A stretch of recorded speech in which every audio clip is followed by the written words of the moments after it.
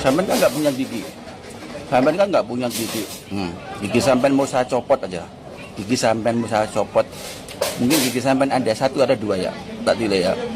Yang mau dicopot Gibran atau giginya sampean dicopot? Ayo. Kalau Gibran sampai dicopot menjadi wakilnya Bapak Prabowo, maka kami pendukung Gibran akan memilih Jokowi sebagai wakilnya Bapak Prabowo. Saya minta maaf bila saya membuat kegaduhan dalam video pernyataan saya itu. Sekali lagi saya minta maaf, bukan ada unsur mengolok-ngolok. Jadi saya sekali lagi minta maaf kepada keluarga Bapak Tri dan Bapak Tri sendiri. Ya, itu adalah video dari kalau netizen bilang dari ternak ya. Ternak siapa saya nggak tahu ya. Pasti kalian juga sudah tahu ternak siapa yang dimaksud. Menurut saya permintaan dari jenderal-jenderal yang menginginkan Gibran dicopot ya pasti banyak alasan ya. Salah satunya Gibran sudah terbukti melanggar konstitusi. Ya kalau pendukung Gibran bilang sudah sesuai dengan konstitusi karena aturan sudah dirubah. Tapi aturan yang dirubah itu istilahnya itu colong-colongan ya, istilah Jawanya colong-colongan, yaitu dalam waktu singkat aturan dirubah ya. Pasti banyak yang kecewa ya. Ya wajar kita kecewa karena ini negara milik bersama. Mereka bisa seenaknya merubah aturan disesuaikan dengan keinginan ya. Jadi Bapak Jenderal Tri Sutrisno dan kawan-kawan wajar saja kalau beliau menginginkan Gibran itu dicopot. Walaupun mungkin suatu saat nanti kedepannya aspirasi jenderal nggak terwujud, nggak apa-apa. Yang penting ada ungkapan atau ucapan dari tokoh bahwa konstitusi itu harus dijaga, kewarasan berdemokrasi itu harus dijaga.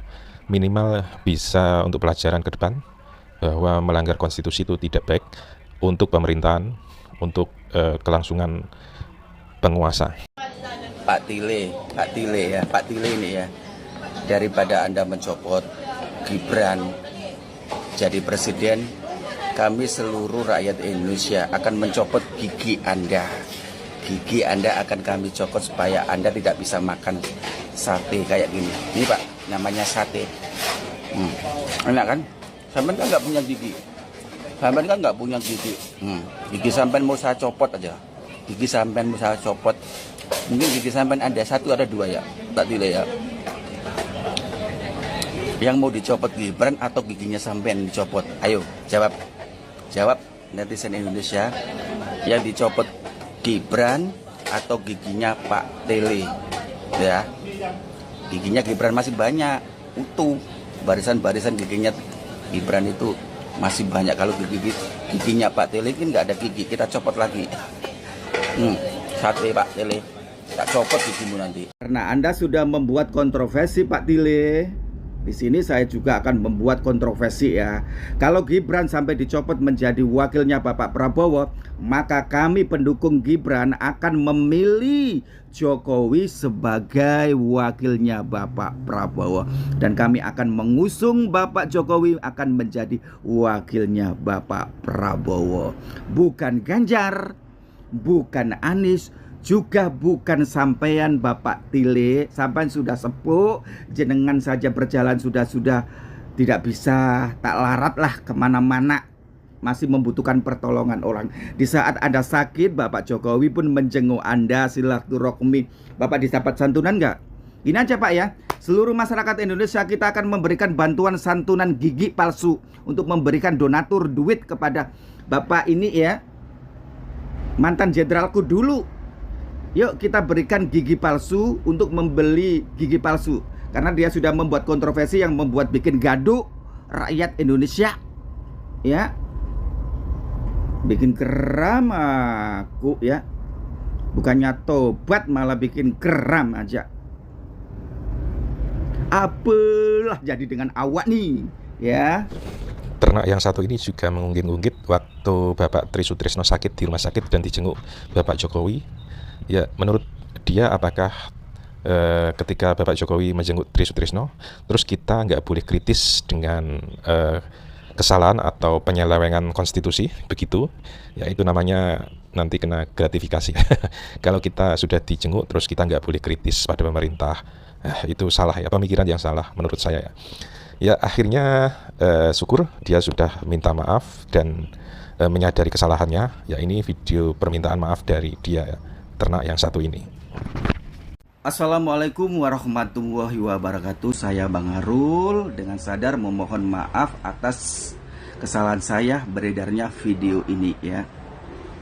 Terutama keluarga besar Bapak Tri dan Bapak Jenderal kita ya, Bapak Tri, mantan Jenderal Republik Indonesia dan mantan Wakil Presiden di Indonesia di era Bapak Soeharto. Saya minta maaf bila saya membuat kegaduhan dalam video pernyataan saya itu. Sekali lagi saya minta maaf, bukan ada unsur mengolok-ngolok. Jadi saya sekali lagi minta maaf kepada keluarga Bapak Tri dan Bapak Tri sendiri ya. Dengan rasa hormat saya, dengan kesadaran saya minta maaf. Dan juga buat almarhum Bapak Tile dan keluarganya, saya juga minta maaf ya. Itulah permohonan maaf. Wassalamualaikum warahmatullahi wabarakatuh. Mengapa ada gerakan copot Gibran? Ya, untuk lebih jelasnya lebih baik kita lihat video berikut ini. Kenapa Gibran diminta mundur? Ini bukan cuma soal jabatan. Kita pasti sudah mendengar soal isu terbaru. Para purnawirawan yang notabene mantan jenderal, perwira tinggi TNI menuntut Gibran buat mundur dari kursi Wapres. Gila sih, Gibran yang baru saja dilantik sudah diminta turun. Kalian pasti berpikir, kenapa bisa sampai begitu? Santai bro, kita bahas satu-satu. Pertama, ini soal drama Mahkamah Konstitusi. Gibran bisa maju karena aturan umur diubah. Yang merubah Mahkamah Konstitusi, dan yang bacakan putusan pamannya sendiri. Kalian paham kan? Ini seperti kalian ikut lomba, juri lombanya paman kalian. Menang, pasti menang. Kedua, ini bukan cuma soal Gibran saja. Ini sudah menyentuh soal dinasti. Bapaknya presiden, anaknya langsung jadi wapres. Kalau ini diterusin, 2029 siapa lagi? Cucu. Purnawirawan merasa ini sudah kelewatan. Indonesia bukan kerajaan, kita republik. Ketiga, ini kode keras buat Presiden Prabowo. Kalian sudah menang, tapi jangan jadi boneka politik. Begitu kira-kira pemikiran purnawirawan. Mereka mau pastikan Prabowo berdiri sendiri, bukan cuma meneruskan kekuasaan Jokowi versi 2.0. Tapi memangnya bisa Wapres dipecat? Secara hukum sih tidak segampang itu. Harus ada pelanggaran berat lewat DPR, MPR.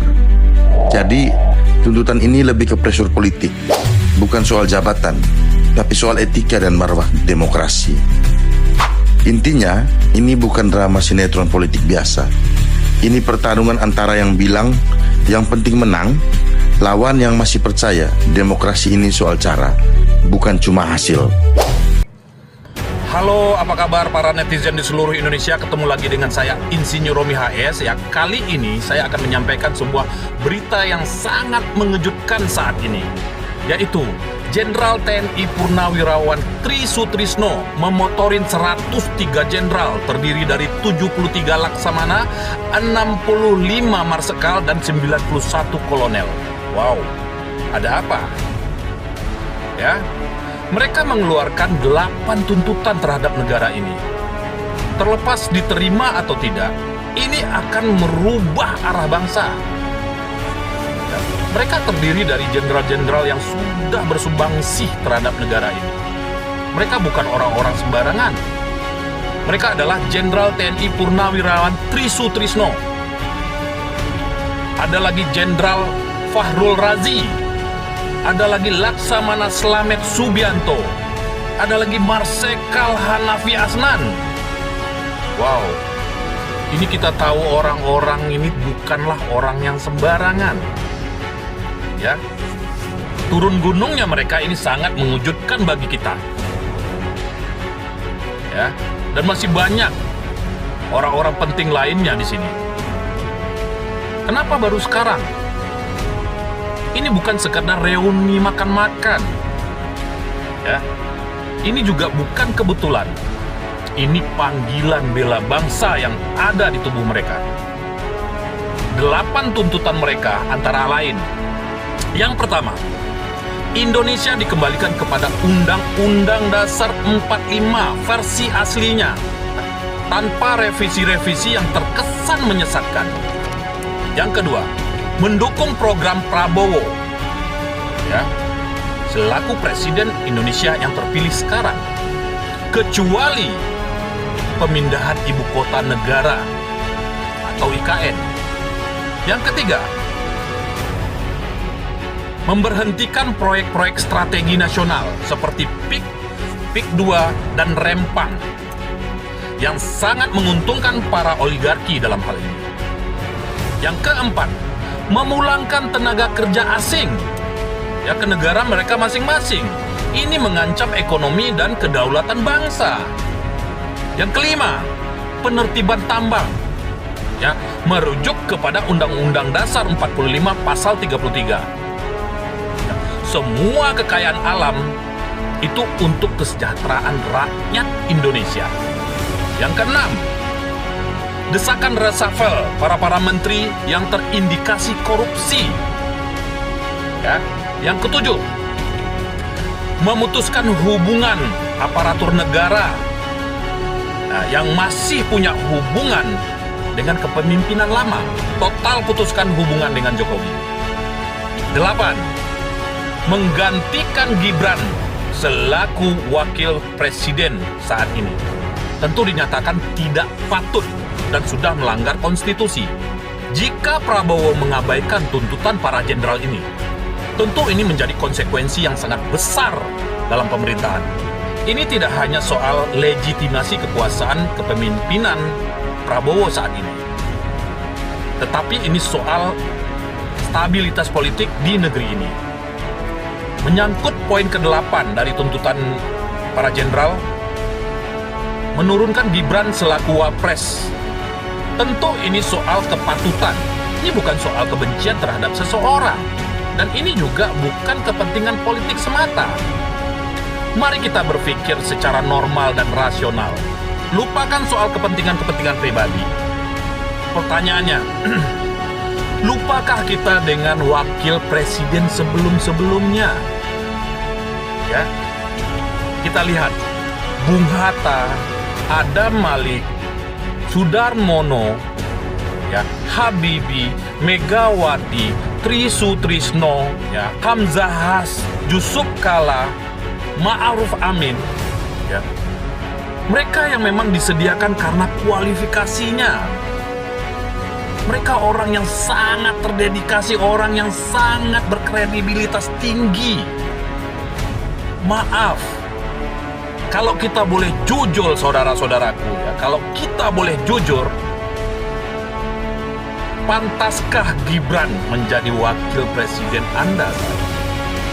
Kita tidak membenci seseorang, tetapi dilihat dari kepantasan dan kepatutan.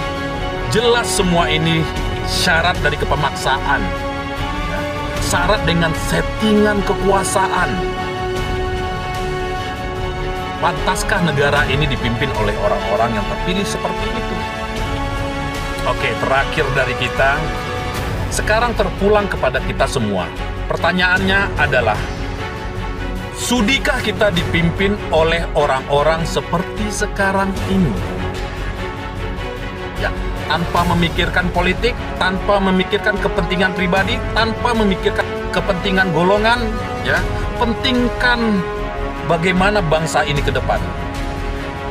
Ya. Untuk para penjilat, Anda tidak perlu menjawab. Tetapi untuk para pencinta negeri ini, tetaplah berjuang. Salam bela bangsa dari Medan.